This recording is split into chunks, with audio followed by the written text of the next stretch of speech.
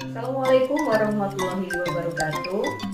Hai anak pintar, jumpa lagi dengan Ibu Lili.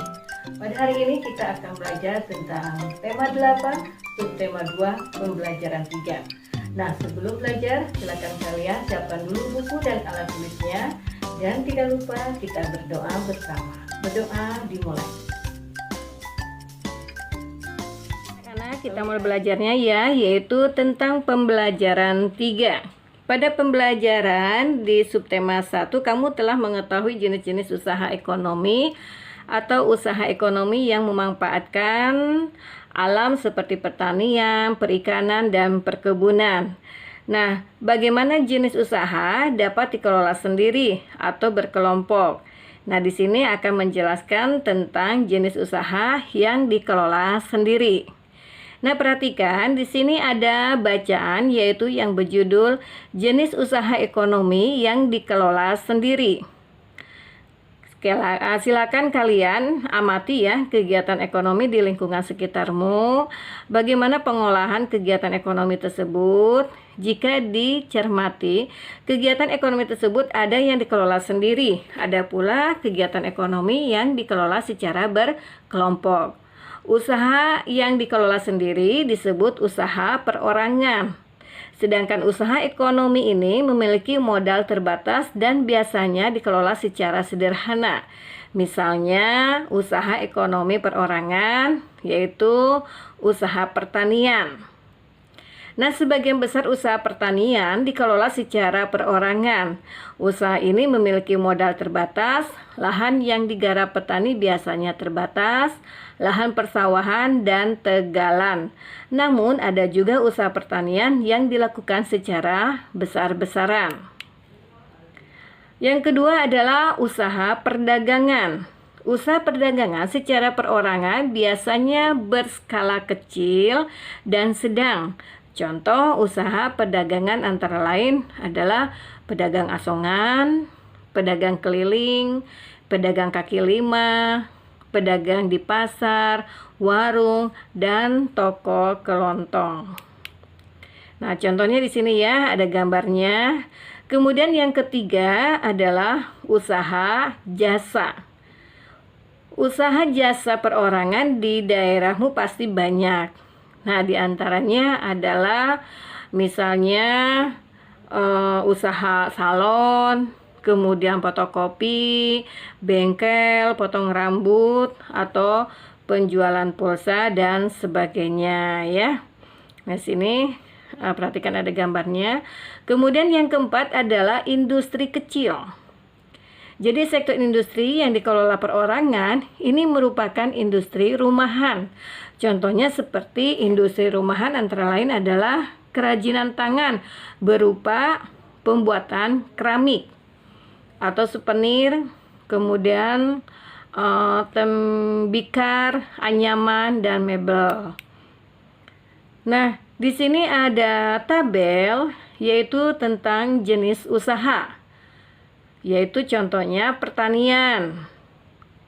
Macam usahanya adalah misalnya pertanian padi, perkebunan sayur, perkebunan palawija, peternakan ayam, peternakan lele, dan sebagainya. Banyaknya berapa? Ya, silakan kalian bisa ya menghitungnya kira-kira berapa ya. Nah, kemudian ada jenis usaha perdagangan, kemudian ada jenis usaha jasa dan industri kecil ya. Nah, kemudian di sini ada beberapa pertanyaan ya. Atau di sini ada beberapa yang harus kalian buat secara berkelompok atau perorangan, yaitu untuk membuat clipping mengenai jenis-jenis usaha yang dikelola perorangan ya. Silakan nanti kalian bikin ya clippingnya.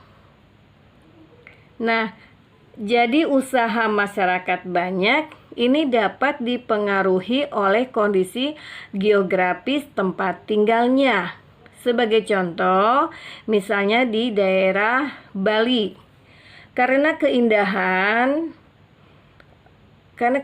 alamnya dan keunikan budaya di Pulau Bali ini akan menjadikan industri pariwisata. Kemudian akibatnya banyak jenis usaha jasa di Bali. Nah, kira-kira apa saja ya keunikan budaya yang ada di Bali? Nah, di sini ada sebuah bacaan yaitu berjudul tentang Desa Unik di Bali. Bali ini merupakan tujuan wisata yang sangat terkenal baik di dalam negeri maupun di luar negeri. Banyak hal yang membuat Bali menarik untuk dikunjungi wisatawan. Salah satunya adalah daya tarik Bali, yaitu beberapa desa yang unik. Ya, di sini kita akan tahu desa apa saja. Di sini ada Desa Tengganan. Desa Tengganan terletak di Kecamatan Manggis, Kabupaten Karangasem di sebelah timur Pulau Bali. Desa Tengganan merupakan salah satu desa tertua di Bali. Masyarakat desa ini masih menjunjung tinggi nilai adat dan budaya, dan merupakan salah satu desa Bali Aga atau desa asli suku Bali. Desa ini dikenal dengan kesederhanaannya. Kemudian ada Desa Trunyan. Desa Trunyan terletak di pinggir Danau Batur, Kintamani, Kabupaten Bali Utara. Keunikan desa ini adalah tradisi pemakamannya. Pada masyarakat Hindu Bali, jenazah orang meninggal akan dibakar atau yang disebut dengan ngaben. Namun di Desa Trunyan, jenazah orang meninggal hanya diletakkan di atas tanah di dalam gua. Bahkan di atas tanah di dalam gua, tradisi ini mereka sebut dengan istilah mempasah. Ya, mempasah. Kemudian Desa Panglipuran. Desa Panglipuran terletak di Kabupaten Bangli, lebih kurang 45 km dari kota Denpasar. Desa ini memiliki struktur kebangunan yang teratur dan rapi. Masyarakat Desa Panglipuran tidak pernah melepaskan adat dan budaya yang berlaku turun-temurun. Oleh karena itu, masyarakat desa ini banyak melakukan acara adat seperti pemasangan dan penurunan odalan serta perayaan galungan dan hari besar lainnya. Nah, di sini ada beberapa pertanyaan, yaitu apa saja keunikan desa-desa pada bacaan di atas tadi ya, yaitu yang berjudul Desa Unik di Bali. Jadi Desa Tengganan unik karena merupakan salah satu desa tertua di Bali dan merupakan salah satu desa asli suku Bali. Juga ada Desa Trunyan, yaitu unik karena tradisi pemakamannya. Dan yang pertanyaan kedua adalah, adakah keunikan dari daerah tempat tinggalmu? Nah, bisa kalian nanti jawab ya. Kemudian yang ketiga, bagaimana sikapmu atas perbedaan budaya dan adat istiadat daerahmu dengan daerah lain? Yaitu kita harus bisa bersikap toleransi dan menghormati terhadap keragaman sosial budaya masyarakat yang ada di Indonesia. Kita semuanya untuk belajar hari ini Ibu cukupkan sampai di sini. Mudah-mudahan apa yang Ibu jelaskan kalian paham dan bermanfaat untuk kalian semua. Kita akan berjumpa lagi dengan pelajaran yang lain. Tetap semangat, tetap belajar. Assalamualaikum warahmatullahi wabarakatuh.